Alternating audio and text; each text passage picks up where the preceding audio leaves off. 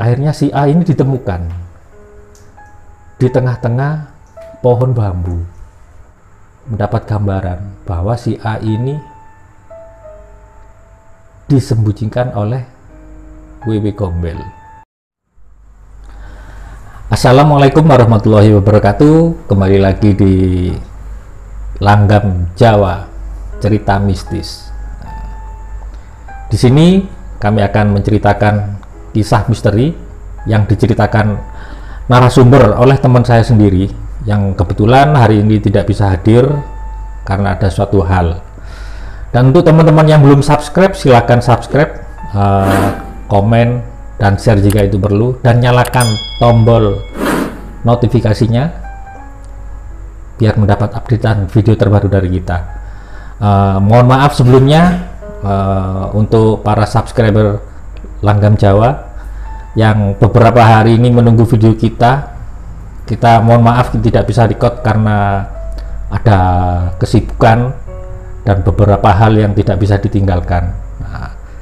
Terima kasih sebelumnya. Dan sebelumnya jangan lupa nonton yang satu ini.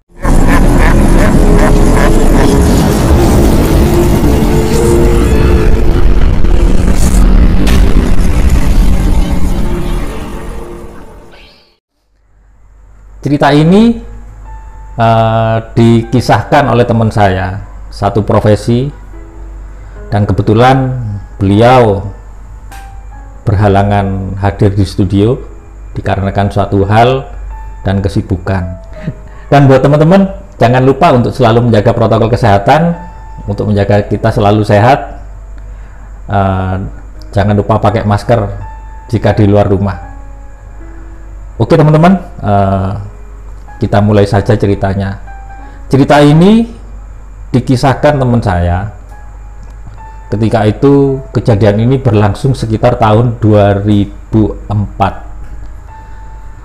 Dan kira-kira teman saya ini masih usia sekitar 10 tahun. Untuk tempatnya, kejadian ini di sekitar kota Probolinggo, dan kebetulan tempat kejadian ini daerahnya itu masih terlihat asri. Kenapa asri? Karena di situ masih banyak pohon beringin, masih banyak pohon bambu, dan kebetulan di sana ada sebuah rawa kecil yang sekarang sudah dijadikan bangunan perumahan kampung menjadi sebuah kampung. Cerita ini di suatu sore, teman saya ini bermain bola bersama para teman-temannya, sekitar 10-12 orang yang rata-rata usianya sekitar 10-12 tahun.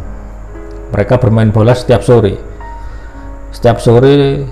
bermain bola di dekat sebuah rawa. Di dekat sebuah rawa ada sebuah tanah lapang kosong, dan di situ banyak sekali pohon bambu dan terlihat rimbun. Jika siang pun juga terlihat suasananya itu dingin. Kejadian ini secara tidak sengaja diceritakan teman saya ini karena mengalami gangguan mistis. Ketika bermain bola, teman saya ini bermain hingga menjelang maghrib. Konon di setiap menjelang maghrib, atau kalau di dalam bahasa Jawa itu surup, banyak gangguan atau banyak makhluk yang tak kasat mata ini keluar. Ternyata kebetulan pas ketika main bola, posisi teman saya mendapatkan gangguan. Ketika dia menjadi kiper, otomatis dia ini di belakang sendiri. Dan ketika menjelang maghrib, mereka ini masih dengan santainya, dengan asik bermain bola. Tanpa disadari, si A tiba-tiba ini menghilang karena dia bertugas menjadi penjaga gawang, menjadi kiper. tiba-tiba ini menghilang. Dikiranya sama teman saya dan teman-teman yang lainnya, si A ini pulang duluan tanpa berpamitan dengan teman-temannya yang bermain bola, dan juga otomatis mereka ikut pulang ke rumah masing-masing. Setelah ba'da maghrib, barulah kejadian ini menimbulkan tanda tanya yang besar, terutama dari orang tua si A. Orang tua si A ini bingung, akhirnya menanyakan ke keluarga teman saya, apakah si A ini sudah pulang apa belum. Ditanyakan lagi ke tetangga yang lainnya, begitupun juga. Ternyata jawabannya di keluarga tersebut, si A ini sudah pulang dulu ke rumahnya. Dan sampai mendekati jam 7 selepas sholat isya, si A ini belum beranjak pulang. Dicari di sekeliling kampung, tidak ada. Akhirnya warga ini berinisiatif menceritakan kejadian ini ke ketua RT setempat. Dan kebetulan Pak RT ini pernah beberapa kali mendapat cerita dari masyarakat setempat kalau di sekitar pohon bambu yang ada di dekat rawa itu sering terjadi penampakan. Penampakannya apa? Banyak sekali di sana. Konon di bambu tersebut mendapatkan gangguan, masyarakat diganggu dengan kehadiran sosok wanita yang menghilang di tengah kegelapan pohon bambu. Jadi masyarakat di sini nih kalau beraktivitas keluar jalan pun harus melewati pohon bambu di tepi rawa, dan setiap malam pasti banyak masyarakat ini yang mendapatkan gangguan, entah dilempar pasir, dilempar kerikil, dilempar juga dengan patahan pohon bambu, dan dijatuhi pohon nangka. Dan sempat nenek saya itu juga bercerita ketika saya juga masih kecil, konon di sana kalau mau melintasi ke desa sebelah, karena dahulu ini di Probolinggo sendiri ini becak untuk ke sana ini mahal, adanya itu delman, atau kalau di Probolinggo itu dokar, cikar. Nah, karena nenek saya kebetulan tidak mendapatkan delman, akhirnya almarhum nenek saya dan almarhum ibu saya pernah suatu ketika jalan menjelang maghrib, mau tidak mau, kalau tidak pengen jauh ke tempat rumah nenek saya harus lewat sana, harus melewati rawa di tepian pohon bambu tersebut. Pernah diganggu, pernah mendapatkan sosok wanita yang kemudian berpapasan, yang kemudian menghilang di sekitaran pohon bambu. Singkat cerita, si A ini sampai beranjak selepas isya, sudah mendekati jam setengah 8 malam, si A ini belum ditemukan juga. Akhirnya Bapak RT ini berinisiatif, bagaimana kalau kita ini namanya juga mencari, kata orang Jawa itu kalau ada anak kecil yang disembunyikan dengan makhluk tak kasat mata, biasanya warga tersebut membunyikan patrol dengan alat-alat dapur. Akhirnya masyarakat ini sepakat untuk mengambil alat-alat dapur yang ada sambil berkeliling di sekitaran rawa. Setengah jam berselang, si A ini belum sempat ketemu. Sampai ibunya pun menangis, sampai keluarganya pun menangis.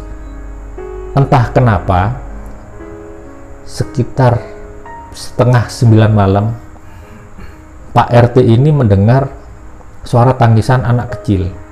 dari balik pohon bambu. Dan ternyata setelah dicari karena di sana memang terlalu rimbun dan terlalu gelap, pakai senter, pakai, kalau zaman dahulu itu pakai oncor atau obor. Akhirnya si A ini ditemukan di tengah-tengah pohon bambu dengan keadaan telanjang.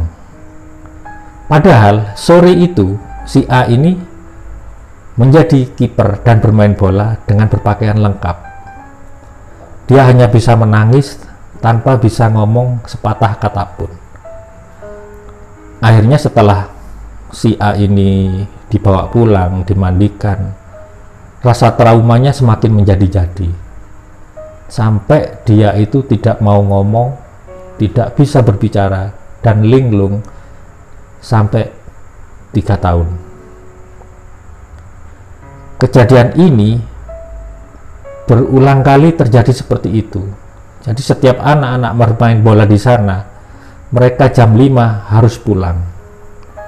Setiap anak-anak di sana bermain bola harus disuruh pulang, dipantau oleh pihak dari keluarga. Karena sudah memakan korban si A ini, sampai detik ini si A ini belum bisa ngomong. Entah sukmanya atau bagaimana, kita tidak tahu.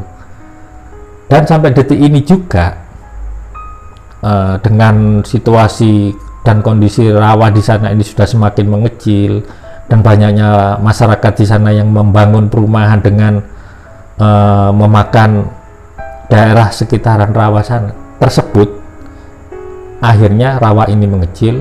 Pohon-pohon bambu di sana sudah ditebang beberapa, tapi masih ada beberapa yang disakralkan di sana tidak ditebang. Singkat cerita, si A ini pernah di suatu malam bercerita kepada ibunya bahwa dia itu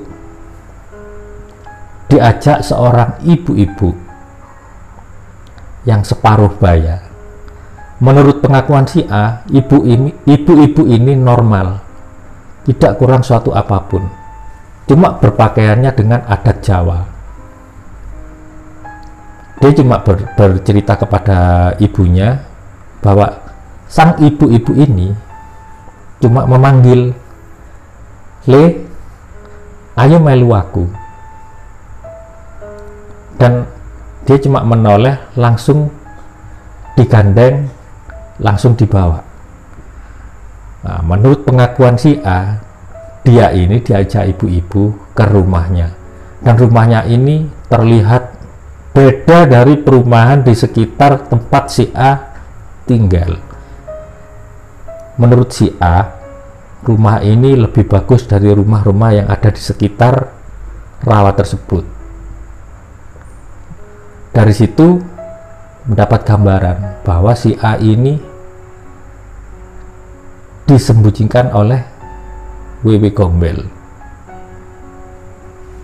Akhirnya isu pun tersebut merebak ke sekitar masyarakat, dan setiap sore anak-anak yang bermain bola di sana tidak berani sampai selepas jam 5 sore, tidak berani pulang sampai menjelang maghrib. Jam 5 sore mereka sudah pulang.